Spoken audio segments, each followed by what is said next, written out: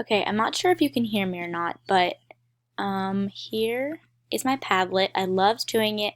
I love how everything is super organized and just right here in front of me for me to be able to click on. Um, I think too, like my favorite part is how you can like incorporate links and videos along with it. I like being able to just click on my website and everything's right here, which by the way, I loved using this website because it is linked directly to my email account and it's easy to upload anything from Google Docs, which is super efficient for me because in my major, we need to have a digital portfolio with like all of our work on our website. So that makes it super easy.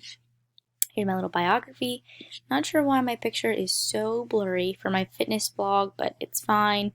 But yeah, I liked doing it. I'm a freak about having things organized, so I love how neat all of it is and how easy it is for me to access whatever I want that's on here.